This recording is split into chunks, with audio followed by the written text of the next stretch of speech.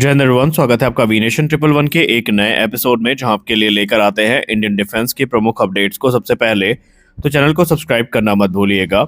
आज के इस वीडियो में हम पहले बात करने वाले हैं भारतीय वायुसेना के एक एम्बिशियस प्रोग्राम को लेकर आई रिपोर्ट के बारे में, जहां पर भारतीय वायुसेना आने वाले भविष्य में जितना ज्यादा भरोसा मैन्ड फाइटर्स पे करने वाली है, उससे कहीं ज्यादा भरोसा वो अनमैन्ड कॉम्बैट एयर व्हीकल में करने वाली है। और एक ऐसा एम्बिशियस प्लान सामने आया है जो भारतीय वायुसेना की कैपेबिलिटी का पूरी तरीके से कायाकल्प करने में सक्षम है। भारतीय वायुसेना के एक सीनियर ऑफिशियल ने हाल ही में मीडिया से बात करते हुए कंफर्म कर दिया कि आने वाले भविष्य में 3 से 4 अलग अलग जो वेरिएंट हैं, ये अनमैन्ड कॉम्बैट एरियल व्हीकल के भारतीय वायुसेना को ज्वाइन करेंगे। और ये सब कुछ कोलैबोरेटिव कॉम्बैट एयरक्राफ्ट प्रोग्राम का हिस्सा होने वाले हैं। और इन सभी प्लेटफॉर्म्स को एक मैन अनमैन टीमिंग इकोसिस्टम के अंतर्गत इंटीग्रेट किया जाना है, जहां पर ह्यूमन इंटरवेंशन से इनको कंट्रोल करने के लिए होगा। इंडियन एयरफोर्स के स्टाफ ऑफिशियल ने मीडिया से बात करते हुए ये भी क्लियर कर दिया है कि ये सेमी और फुली ऑटोनोमस सिस्टम्स होने वाले हैं। यहाँ पर कहा गया कि जिस प्रकार अमेरिका, चाइना और यूरोपियन कंट्रीज खुद को तैयार कर रही हैं ड्रोन वॉरफेयर के लिए, उसी क्षेत्र में भारत भी लगातार अपना जो कदम है ये बढ़ाता जा रहा है। उन्होंने तो यहाँ तक कह दिया आने वाले 5 से 7 वर्षों में आपको तकरीबन 3 इंडिजिनस यूकैप प्रोग्राम जो है ये अंतिम रूप लेते नजर आएंगे। और 2 फ्रंट वॉर की स्थिति में जो एरियल थ्रेट्स हैं उनको कैसे काउंटर करना है, स्ट्रेटजी बनाने में भारत की ये काफी मदद भी करने वाले हैं। ये डिस्क्लोजर ऐसे समय पर आया है जब आत्मनिर्भर भारत फ्रेमवर्क के अंतर्गत भारतीय वायुसेना अपने स्क्वाड्रन को रीबिल्ड करने में लगी है। और एक के बाद एक जो बड़े डिसीजंस हैं वो हमें देखने को मिल रहे हैं। हालांकि अगर हम बात करें यूकैप की या अनमैन्ड कॉम्बैट एयर व्हीकल्स की, तो ये बेसिकली फोर्स मल्टीप्लायर्स के तौर पर देखे जा रहे हैं, जहां पर मैन फाइटर्स के साथ मिल करके एनिमी के जो हैवली फोर्टिफाइड इक्विपमेंट्स हैं या क्षेत्र हैं वहां पर ये जाएंगे, वहां पर अटैक करेंगे और सुरक्षित वापस भी आएंगे। इसके अलावा भारतीय वायुसेना बड़ी संख्या में जो कामिकाजी ड्रोन्स हैं इनके तरफ भी देख रही है। और इस लिस्ट में सबसे आगे जो संस्था चल रही है सीसीए प्रोग्राम को लेकर के है, वो हिंदुस्तान एरोनॉटिक्स लिमिटेड है, जहां पर वो 2.1 टन वजनी एक क्लीन सीट डिजाइन पर आधारित जो ड्रोन का प्रोटोटाइप स्टेज है ऑलरेडी वहां पर पहुंच चुके हैं। और इसकी जो पहली उड़ान है वो 2027 तक यहाँ पर मानी जा रही है कि पूरी कर ली जाएगी। ये एक मीडियम वेट यूकैब होगा जो कि कावेरी ड्राई इंजन से पावर्ड होगा।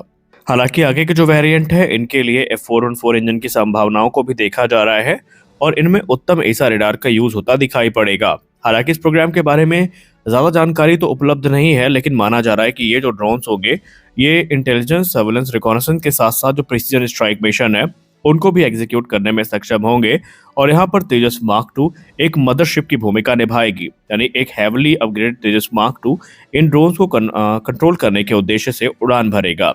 दरअसल आपको बता दें कि भारतीय वायुसेना ने रशिया यूक्रेन युद्ध को काफी डीपली एनालाइज किया है और वहां पर ड्रोन्स की भूमिका क्या है इसको लेकर भारतीय वायुसेना काफी गंभीर है।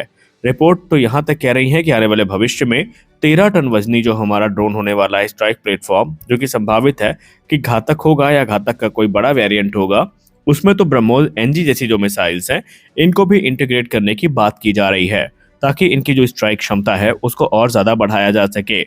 लेकिन ये प्रोग्राम बेसिकली हमें 2035 से 40 तक पूरे होते दिखाई पड़ेंगे और शायद वो एक सही समय भी होगा, क्योंकि उस समय तक हमारे एमका और तेजस मार्क 2 जैसे जो एडवांस प्लेटफॉर्म है वो ऑलरेडी ऑपरेशनल हो रहे होंगे।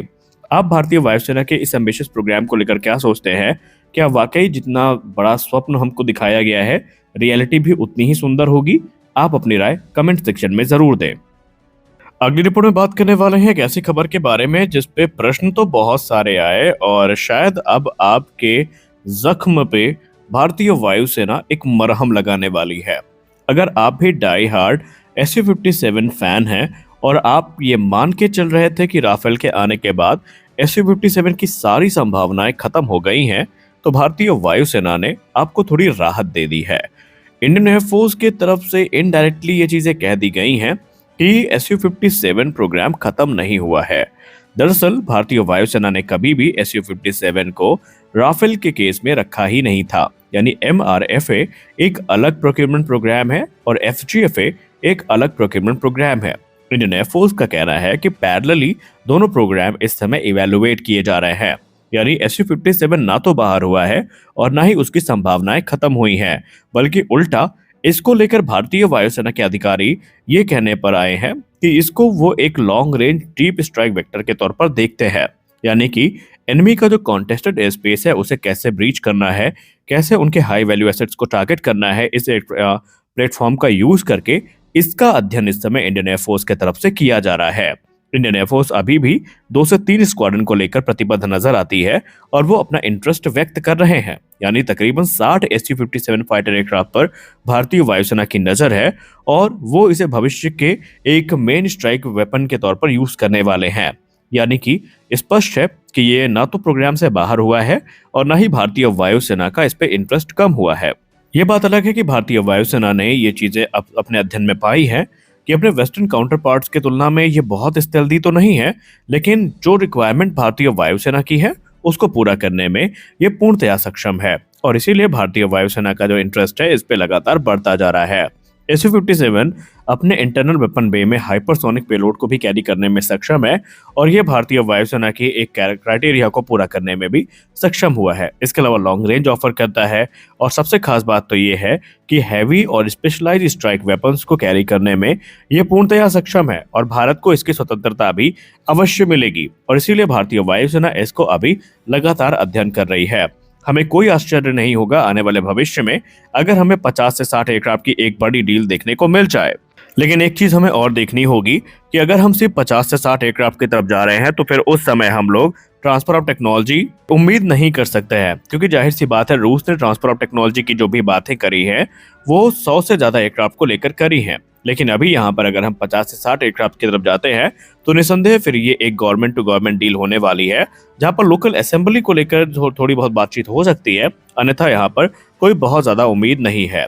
अब रूस की तरफ से जो क्रिटिकल टेक्नोलॉजी ऑफर करी गई है उसमें बहुत सारी जो मिसाइल्स हैं वो भी इसका एक हिस्सा है। फॉर एग्जांपल KS-69 जैसी स्टेल्थ क्रूज मिसाइल भी भारत को ऑफर करी गई है, जो कि अपने स्टेल्थ फीचर के लिए जानी जाती है और ये SU-57 के इंटरनल वेपन बे में आराम से फिट भी हो जाती है। इसकी रेंज 400 किलोमीटर की क्लेम की जाती है और प्रिसीजन स्ट्राइक मिशन में ये यूज करके एनिमी के जो हार्डन टारगेट्स हैं, कमांड सेंटर हैं या दूसरे जो हाई वैल्यू इंफ्रास्ट्रक्चर है उनको तबाह कर सकती है।